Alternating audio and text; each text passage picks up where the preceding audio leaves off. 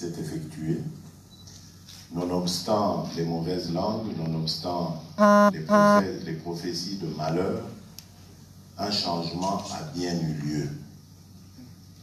Ne vous faites pas berner, manipuler par tous ces pseudo-analystes qui voudraient faire croire à une alternance ou un changement arrangé, au fait que le président sortant serait encore ou serait devant vous n'est qu'un représentant et non pas un président de la République. C'est totalement faux. Ne vous laissez pas avoir par cette manipulation qui n'a pas commencé qu'après mon élection, mais qui a commencé bien avant cela et qui est qui est le fait de certains milieux, j'allais dire, influents, de croyants influents, et qui penseraient pouvoir continuer comme ça à entretenir au Congo le flou, à étouffer la voix des Congolais, à toujours vouloir gérer le Congo à la place des Congolais eux-mêmes. Et ce groupe d'influence qui pense que le Congo n'est pas capable de se prendre en charge, que les Congolais ne sont pas capables de se prendre en charge. Ce qui s'est passé, c'est une prise en charge des Congolais. Nous avons démontré à la face du monde et contre toute attente qu'au Congo, les choses pouvaient aussi se passer pacifiquement et que les Congolais pouvaient prendre conscience de leur destin, de leur capacité à faire beaucoup de grandes choses et qui pouvaient le faire de manière pacifique et concertée. C'est ce qui s'est passé. Et voilà pourquoi, depuis la campagne électorale que j'ai menée jusqu'à mon élection, j'ai prôné la réconciliation nationale. Celle-ci est nécessaire. Je comprends qu'il y ait des gens qui aient besoin de régler des comptes, parce que les frustrations sont grandes. Et moi qui vous parle ici, je ne suis pas exempt de frustration. J'en ai connu, j'en ai subi. Mais lorsqu'on aspire aux fonctions qui sont les miennes et qu'on a une vision pour ce pays et pour son peuple, on ne peut pas tenir compte de ses sentiments personnels. Et donc, lorsque j'ai entamé cette campagne, j'ai, après mûre réflexion, compris que le Congo ne pourra se relever que le jour où les Congolaises et les Congolais vont se pardonner, se donner la main et se tourner ensemble vers leur destin commun. Et cela passe, comme je le dis, par le pardon, par l'oubli du passé. Je ne dis pas qu'il faille totalement oublier, parce que c'est grâce au passé qu'on peut construire l'avenir. Mais je dis simplement que nos querelles du passé, nos guerres, qu'elles soient tribales, qu'elles soient politiques, n'ont contribué qu'à ruiner notre pays. Essayons maintenant l'autre volet des choses, ce que mon mentor, mon leader, celui chez qui j'ai tout appris, le défunt président Étienne Tshisekedi m'a appris, c'est l'amour du Congo et du Congolais. Essayons ça.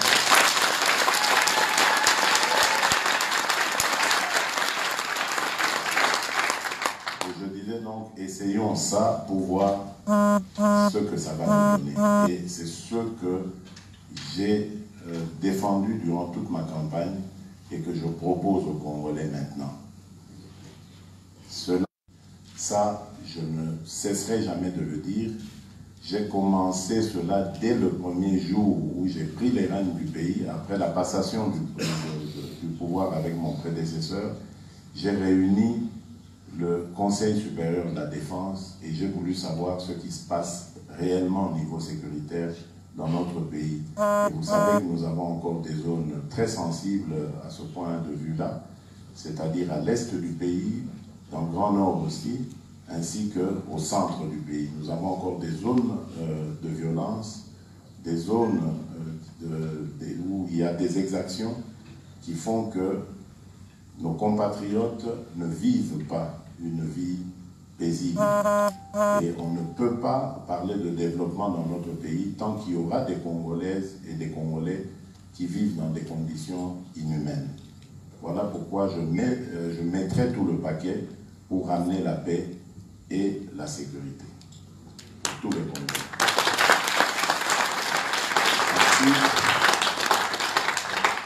Ensuite, nous allons commencer, c'est pour très bientôt, l'œuvre de l'instauration d'un état de droit. Nous en avons besoin si nous voulons parler demain d'un Congo nouveau. Nous devons instaurer la loi et la respecter par tout le monde. Un état de droit, c'est un état où tout le monde, à commencer par le premier des citoyens, se soumet à la loi.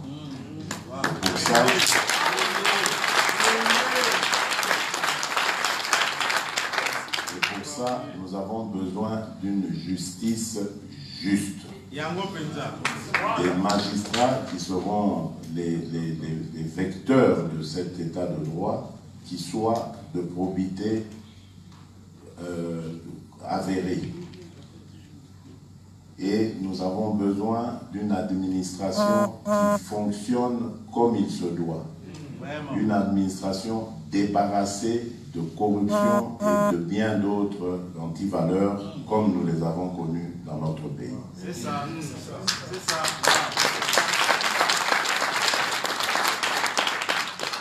Et moi, je rajouterais encore d'une classe politique qui soit exemplaire.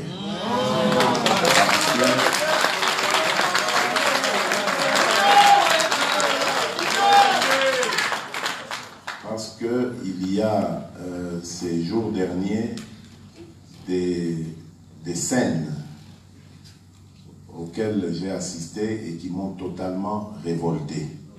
C'est par rapport aux prochaines élections des gouverneurs et des sénateurs. Beaucoup d'argent a circulé, beaucoup de consciences ont été achetées.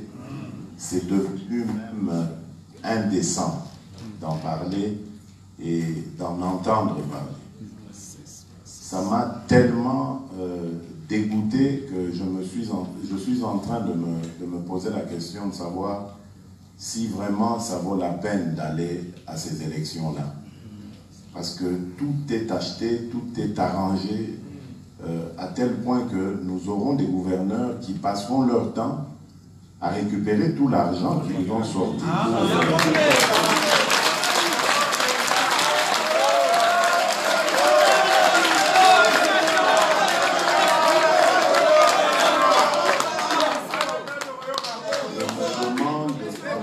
Je me demande comment on peut demain lutter contre la corruption, contre les antivaleurs, comme l'impunité, le tribalisme, la concussion, la gabegie, la mauvaise gouvernance. Comment on va faire avec des gens qui, dès le départ, seront porteurs de ces mauvaises habitudes que nous allons combattre. Donc c'est très très difficile. Je suis en train de réfléchir sur une invitation à lancer à toute cette classe politique à réviser un peu notre mode, enfin notre constitution, pour voir comment on peut désigner les gouverneurs et les sénateurs par un autre moyen que le moyen actuel.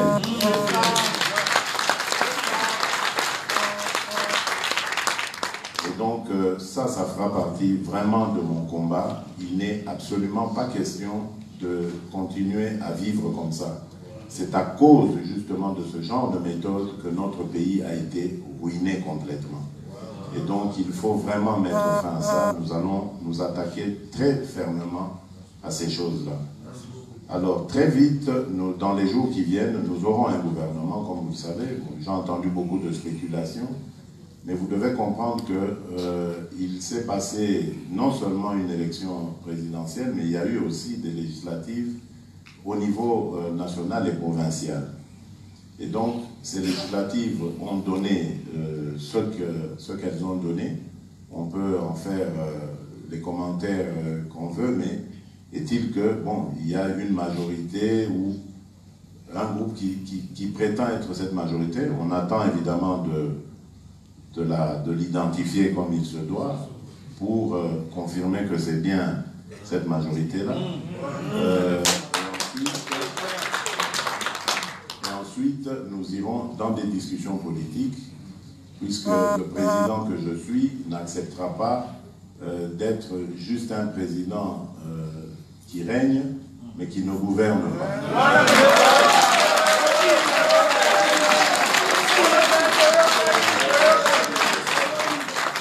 Donc, forcément, il va y avoir une coalition. Après des discussions politiques, nous coaliserons avec ceux qui se présentent comme étant majoritaires.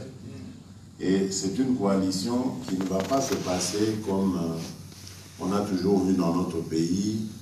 On fait juste des arrangements pour occuper des postes ministériels et puis on s'en fout du reste. Non, ici, vous allez voir, tout se fera dans la transparence. Nous allons avoir un programme de gouvernement qui sera présenté à nos compatriotes, et ce programme sera à tout moment évalué et des comptes seront rendus à notre peuple par rapport à l'avancée des choses, à l'avancement des choses. Et je vais proposer un code de bonne conduite. C'est-à-dire que nous allons nous entendre au sein de cette coalition. Il y aura par exemple des choses du genre. Je donne un exemple. Si un ministre ou une personnalité quelconque est accusé ou est convaincu d'avoir trempé dans des combines quelles qu'elles soient, on aurait doit démissionner en attendant de faire la lumière avec la justice. Nous allons avoir des choses du genre. Un ministre, une personnalité quelconque, qui fait arrêter quelqu'un ou qui se méconduit ou qui viole les droits de nos compatriotes. Par exemple, vous savez, ces histoires de prendre les maisons des gens, de faire arrêter des gens pour rien comme ça gratuitement, et bien d'autres choses. Et bien, dès qu'on est plongé là-dedans, on est écarté d'office en attendant évidemment que la justice suive son cours. Donc il y aura ce genre de choses, non seulement pour rassurer notre population par rapport aux changements qui arrivent, mais aussi et surtout pour moraliser la classe politique. Parce que ce qui a aussi tué ce pays, c'est que nos compatriotes ont perdu toute confiance en les acteurs politiques à cause des comportements de ceux-ci qui ont été totalement en porte-à-faux avec évidemment la volonté du peuple. Donc ici, nous voulons restaurer la confiance des gestionnaires politiques que les gestionnaires politiques vont devoir inspirer dans le souverain primaire, qui est le peuple congolais. Et grâce à cela, évidemment, nous irons sur les politiques qui constituent notre programme. Vous savez, j'ai été élu sur un programme que j'ai appelé la restauration de l'homme congolais. Homme avec grand H, évidemment, c'est pas que je méconnais les femmes là-dedans, non. Homme, c'est avec grand H, donc homme et femme. Les Congolais sont les premiers responsables de leur pays. Et donc, c'est tout à fait normal qu'ils soient les premiers bénéficiaires de ce que leur pays produit.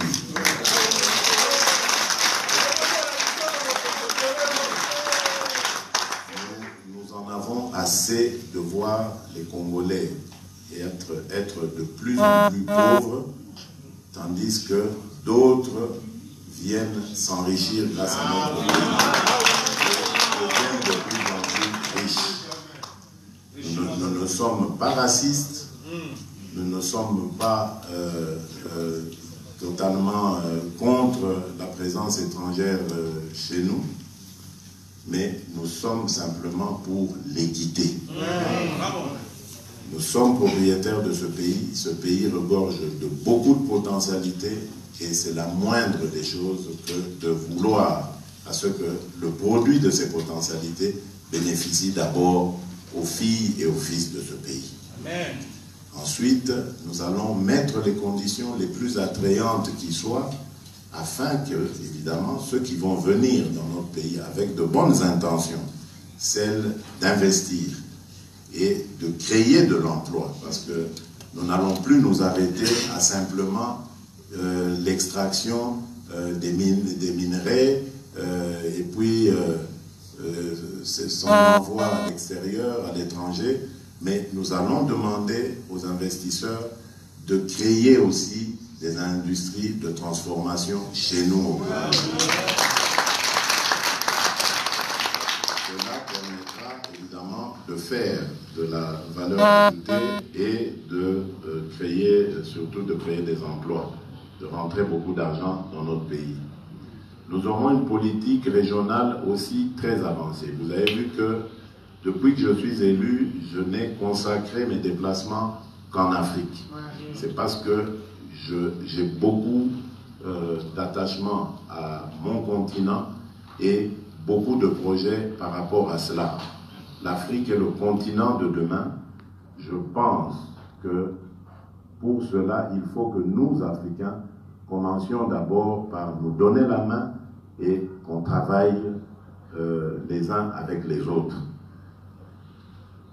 Le Congo a 9 pays voisins et c'est 9 fois l'occasion d'être victime de déstabilisation à partir de ces pays voisins. Donc il est important pour nous d'avoir des rapports cordiaux, de rapports de confiance, d'amitié et de fraternité avec ces pays voisins. Et c'est ce que j'ai entrepris et que je continuerai à entreprendre. Parce que, comme vous savez, pour ceux qui ne le savent pas, il y a des bruits de bottes à nouveau à la frontière du Congo. À l'est du pays, et depuis peu même à l'ouest, du côté de Yumbi, lorsque vous avez entendu parler de ces événements malheureux qui y sont arrivés, eh bien, en dessous de tout cela, il y a des velléités de vouloir utiliser, manipuler des Congolais pour qu'ils prennent les armes et qu'ils sèment, encore une fois, la mort dans notre pays. Nous disons qu'il n'y a plus de place pour cela. Parce que tout simplement, le Congo que nous sommes en train de construire, c'est un Congo qui laissera la place à toutes ses filles et à tous ses fils. J'ai dit lors d'une de mes sorties, je crois encore devant la diaspora, que pour moi, tous les Congolais qui sont à l'étranger devraient rentrer. Évidemment, certains esprits mal intentionnés ont voulu tourner ça en je ne sais quoi. Je ne demandais pas aux Congolais de rentrer toutes affaires cessantes. Je comprends bien qu'il y en a qui sont aux études, il y en a qui sont dans leur profession, et ils doivent prendre des précautions pour rentrer. Il y en a qui ont des enfants qui sont en âge de scolarité, donc ça ne se passe pas comme ça. Mais le message que je voulais envoyer à nos compatriotes, c'est celui de dire qu'il n'y aura plus jamais de raison de s'exiler.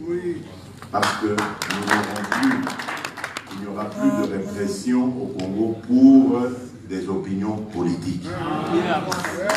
J'ai été très clair lorsque j'ai eu cette première réunion du Conseil supérieur de la défense. Le directeur, l'administrateur général de l'ANR avait été convié. Je lui ai très clairement expliqué que je voulais humaniser les services de renseignement. On ne pouvait plus avoir des services de renseignement qui sont une police politique et qui se chargent de traquer des gens inutilement, de mettre les gens dans des cachots d'ailleurs qui ne sont pas aux conditions standards, et puis de manière illégale, arbitraire. Ça, c'était fini. Et je crois que j'ai été entendu. Et quelques jours après, d'ailleurs, beaucoup de nos compatriotes avaient été libérés de là. Et j'ai fait passer ce message que je ne voulais plus jamais voir ce genre de choses sous mon règne. On ne peut plus arrêter des Congolais parce qu'ils ont critiqué le président de la République. Non, je ne suis pas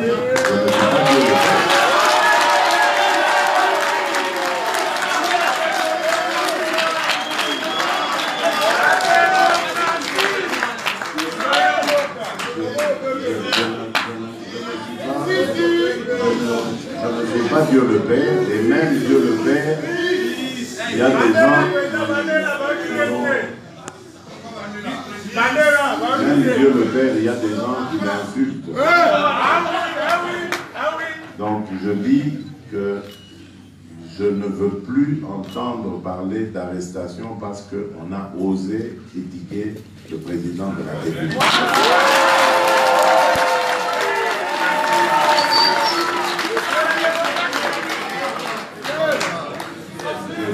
Je suis un individu comme tout le monde. J'ai été élu par mes compatriotes, mais je suis conscient, bien conscient qu'il y en a d'autres qui n'ont pas voté pour moi. Et donc, je ne peux pas commencer à discriminer mes compatriotes. Je suis élu par la plus grande partie de mes compatriotes, mais je dois tenir compte de l'autre partie qui n'a pas voté pour moi. Ce sont des Congolais comme les autres et ils ont droit au même traitement que les autres. Je suis le président de tous les Congolais. Donc voilà à peu près l'esprit avec lequel je viens, j'arrive aux affaires. J'ai trouvé énormément de difficultés à la tête de ce pays, mais j'ai aussi vu des choses positives que l'on ne voit pas nécessairement quand on est dans l'opposition. Donc c'est pour ça que je peux comprendre, c'est pour ça que je vous dis, je comprends et j'accepte les critiques, parce que chacun a son approche, a son point de vue selon la position qu'il occupe. Et la mission que j'ai est de faire de mon mieux pour que les Congolais améliorent leur quotidien. Et c'est ça que je vais faire. C'est ça que je vais me couper en quatre avec mes collaborateurs et mes collaboratrices pour y arriver. Des changements profonds et totalement positifs pour mon pays et mon peuple. Merci beaucoup. Je mettrai l'accent sur la jeunesse parce que, comme vous le savez, et moi je l'ai toujours dit, la jeunesse c'est la richesse. Si il y a quelque chose que le Congo a de très riche, c'est sa jeunesse. Au-delà même de ses minerais et de bien d'autres richesses, c'est notre jeunesse. Et cette jeunesse, elle doit être très bien encadrée. Voilà pourquoi, dans mon cabinet, j'aurai, et le cabinet sera pour bientôt d'ailleurs, je vous l'apprends aussi, j'aurai un conseiller spécial qui sera attaché au problème de la jeunesse. Parce que nous allons nous battre ensemble pour enrayer complètement le phénomène des Koulouna, des Chégué. Nous allons nous battre pour enrayer le problème du travail des jeunes dans les mines, des jeunes qui pourtant sont en âge de scolarité, mais qu'on fait travailler dans les mines à cause de la misère. Nous allons nous battre ensemble pour mettre fin au problème des mariages précoces. On ne peut plus voir des enfants de 12 ans, 13 ans être donnés comme ça par leur famille en mariage, alors qu'elles ont encore l'âge d'aller à l'école et de se former. Donc il y a plein de problèmes qui touchent à notre jeunesse. Il y a celui de l'emploi après les études. Il y a même celui des études, l'encadrement pendant qu'ils seront aux études. Pour quelle éducation, pour quel enseignement? Notre jeunesse, c'est notre richesse, c'est notre avenir, c'est notre pays demain. Et donc si on ne la prépare pas aujourd'hui, on peut bien imaginer la catastrophe que nous risquons ou les générations futures vont vivre demain. Donc ce sera vraiment un point sur lequel je m'attarderai, en même temps que celui, évidemment, des femmes, de la violence faite aux femmes, du rôle de la femme qu'il faut beaucoup promouvoir. Nos mamans sont des personnes extraordinaires parce que durant toutes ces années difficiles, elles sont devenues silencieusement, sans faire trop de bruit, les véritables chefs de ménage. Et donc, ça s'est fait de manière assez brutale comme ça, assez accidentelle, à cause évidemment de la crise, des préjugés que l'on a sur les uns et sur les autres, contre les divisions inutiles, alors que nous avons un pays magnifique, où il y a de la place pour tout le monde, un pays qui ne demande qu'à offrir ce qu'il a de plus beau à ses compatriotes, et même au-delà, à nos frères africains et même à nos amis du monde, qui viendraient évidemment dans l'esprit de vouloir construire avec nous ce Congo, ce beau Congo, qui nous a été légué par nos ancêtres. Voilà, mesdames, messieurs, monsieur l'ambassadeur, monsieur le président de la communauté congolaise, chers compatriotes, ce que j'avais à vous dire, et je vous remercie. On va donner la parole donc à deux personnes, je pense, parce qu'on n'a plus beaucoup de temps. Un homme, une femme, peut-être un jeune ou une jeune, troisième personne. On n'a rien préparé. Le protocole me dit qu'il n'y a rien qui est prévu pour ça. Bon,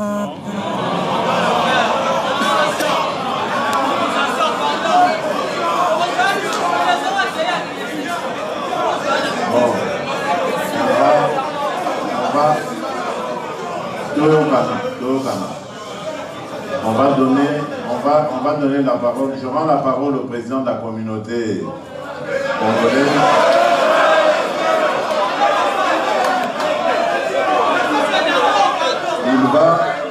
Il va déterminer, il va choisir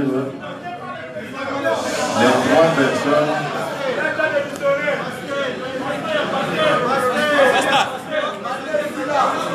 Comment?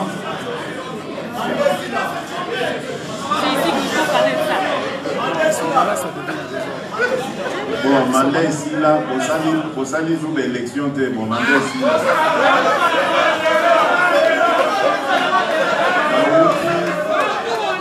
Nauti côté ya bino bolingo na bokoko tiana se dozola tobongisa botiana se botiana se botiana se botiana se nani botiana se botiana se tobongisa usale on est allé botiana se bozola vous pouvez écrire dans ta demi mais tout fana tout même ça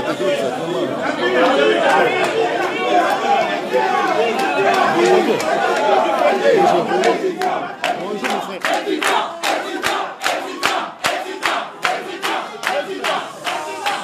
On parle après, moi je parle pas. Je reste, je parle. Notre président d'abord.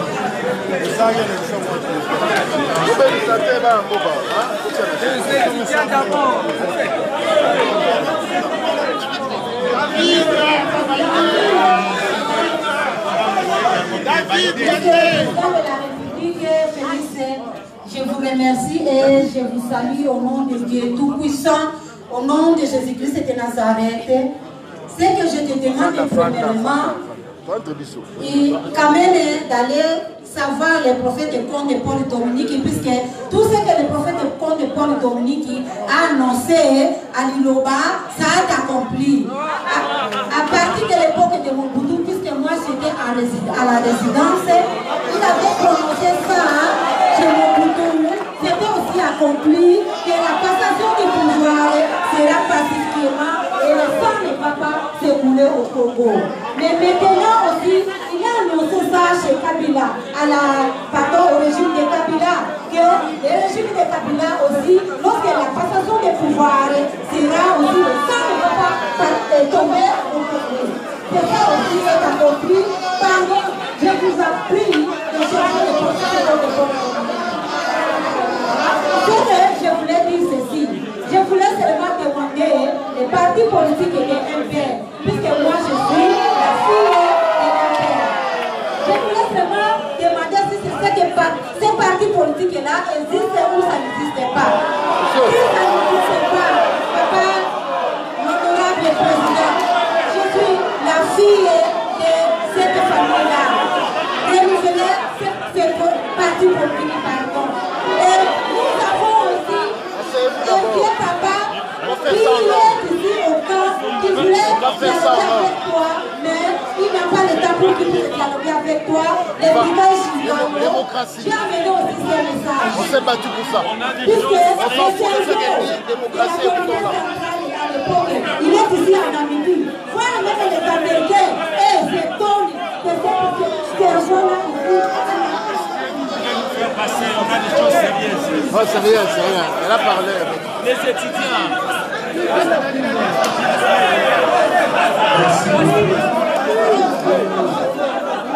S'il vous plaît, s'il vous plaît. Je peux passer. Je peux passer. Non. On passe par ordre. S'il vous plaît. On passe par ordre. Merci. Il y a quelqu'un qui est passé. Vous attendez.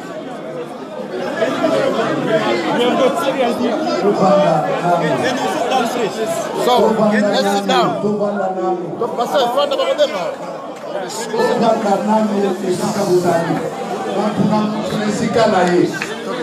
I'm filming.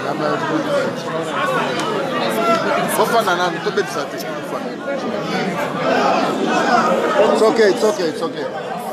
We get them under control, it's okay. There won't be anything bad.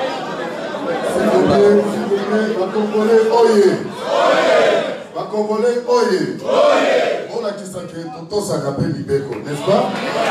Quand Mokonzamboka a dit qu'il respecter, comme il respectait, il faut respecter Congo, n'est-ce pas? Voilà. Alors, ceux qui connaissent qui n'ont pas Nyoso, Motumoko, Mokonzamboka sa parole, ou bien la pluie valée, qu'est-ce que la matière de alors, mon 3 minutes, à défaut, Tokokata, oh papa, Mokonzamboka, Moussala, Missoufi, Moussala. Dis Daniel. Dis Daniel.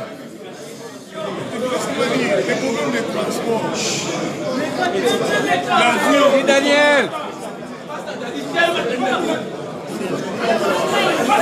This way. Tokobenga yo musana nzambe. Assis à toi. Thank you. Massa, tiens la sete. Zalao.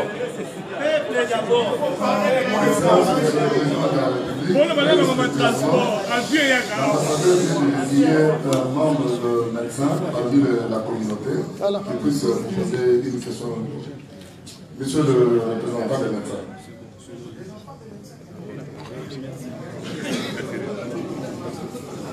Aporoya, Bogoya. Massa Tiana c'était tout un peu comme car tout un bon. Pas ça poser. Tout un pays, tout ça boulot. Je suis président de la République démocratique du Congo. Je me nomme Dr Olivier Bassila Fayefi. Je suis le représentant des médecins congolais installés en Namibie. Et on est une bonne communauté. Ici, les médecins peuvent se mettre debout pour que le président vous voie, ainsi que les infirmiers qui sont ici. Collègues, mettez-vous debout que le président vous voie. Voilà. Ça, ce sont les médecins congolais qui sont installés ici en Namibie. Évidemment, nous voulons vous remercier, vous féliciter de votre élection. Voilà, nous sommes aussi reconnaissants que vous soyez parmi nous aujourd'hui. Nous avons des défis qui sont les nôtres ici. Vous savez, nous avons été ici et que tout ce que le représentant des Congolais a dit en général, mais nous avons aussi justement quelques particularités à ce qui concerne la profession. nous, les médecins congolais installés en Namibie, nous sommes très disposés à venir vous porter main forte avec notre expertise que nous avons acquis ici en Namibie, pendant toutes ces années que nous avons été ici, pour élever le niveau de santé dans notre pays. Voilà. Il y a un mémorandum que nous avons écrit, qu'on a donné ici, vous allez parcourir à votre moment. Nous voulons aussi, n'est-ce pas, pour terminer, juste vous recommander une chose. Bien avant ça, nous sommes très fiers de vous, d'apprendre que depuis l'époque du premier président, M. Joseph Kasavubu, pour que vous soyez le premier président qui rembourse les frais d'émission au Trésor public, c'est très impressionnant et nous sommes très fiers. Nous avons entendu votre discours et vous avez parlé comme si vous êtes l'un de nous. Toutes les lignes que vous avez tracées, ça nous va droit au cœur et nous vous faisons totalement confiance. Nous allons vous aider dans la mesure du possible dans ces cas-là.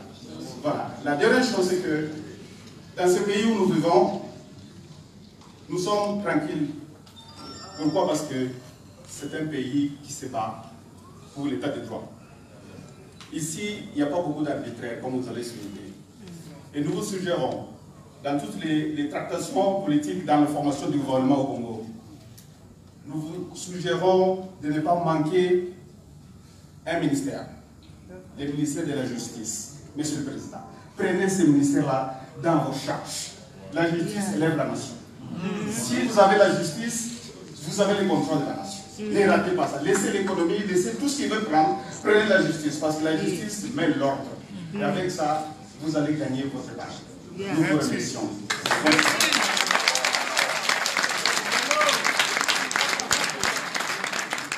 Le protocole va vous appeler. Étudiant.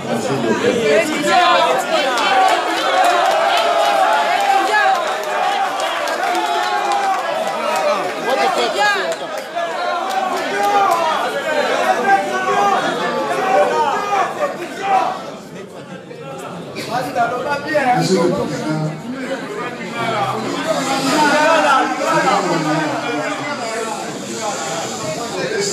vraiment merci makasi.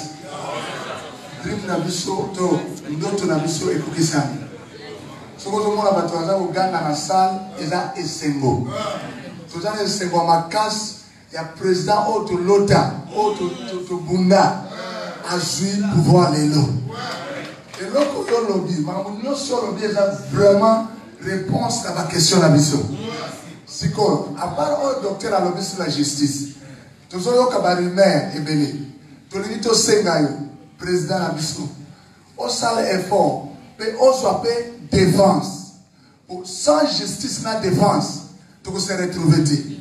Vous avez commandant suprême, il y a armée, le cola garant la nation. Tous avez vraiment content. Na ba idée de ma nyos oyolobi et donc on a dit na bâtisse sous pour la communauté congolaise na Namibie toza kosenga à part ambassade communauté na biso ezala affermi toza la mena toyokama et puis to ba visa facilité à visa ezala moi makasi bamboka nyonso bazotambola na basade partout sans visa biso toza bloqué tokoki partout attention au niveau que na Zambia il faut qu'on ait un visa. Et ça vraiment pas ce qu'on a besoin. Donc le reste, tu as dit que vous avez un consi, vous avez papa yabana, vous avez un souci yabana naïf. Donc biso, tu tombes toutes les bonnes choses et nous sommes derrière vous. Attendez loin, vous avez président la biso, au biso tout ponaki. Tout ce que nous voulons dire, merci président pour avoir visité ici.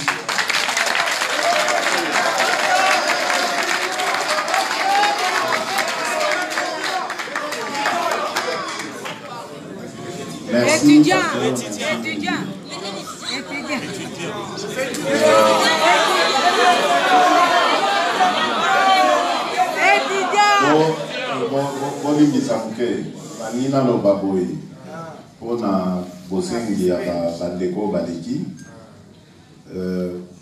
En ce qui concerne défense de la justice, je crois que dans le lobby en haut, on a exposé l'angaï. Souci n'a pas liboso ezali kozongisa kimia na kati ya mboka. Donc défense et vous allez évidemment attention particulière na ngai mpona koyeba comment bana mboka nyonso bakoki kovanda na kimia, comment mboka na biso ekoki kosukisa libela na makambo oyo toyeba ya ba rébellion, ya ba groupes armés, ya ba viol, ya ba violence ya ndenge na ndenge oyo ba compatriotes na biso bazali kovivre. Non, il n'y a pas que ba Rwandais. Les gens, par point de vue, tout le monde attend aux en opposition, je vous dis que tous même n'a pas n'importe cannabis qui font ce genre de choses. Il y a aussi des Congolais basés dans la et c'est ça qui est triste, que Congolais a ça la malheur et a déconné Congolais. Ça c'est vraiment inacceptable. Donc ceux qui boyoki que ba Rwandais wana ou banani bazo sala mo c'est parce que bazo zo ba complicité il y a pas Congolais. Et bango moko pe ba Rwandais wana nous n'avons pas accepté. Toyokaki dernièrement qu'il y en avait qui voulaient pour s'organiser à partir de Congo, ça qui ne doit attaquer Rwanda tolité, biso to mingi bilo Rwanda. Donc bolingi biloko wana bokende kolukela ngo côté mosusu makufa na Congo ya biso te tolingi pour déstabiliser papa mboka papa ya te tolingi pe mboka papa ya et déstabiliser avant oboya moninga salo eloko yo banana no oboya kosala ya voilà c'est ça que alors lika mosusu oya justice lutte contre la corruption, lutte contre l'anti-valeur, l'anti-valeur, le tribalisme, l'anti-valeur, l'impunité, moto aibi, bazo sale le côté pour azan de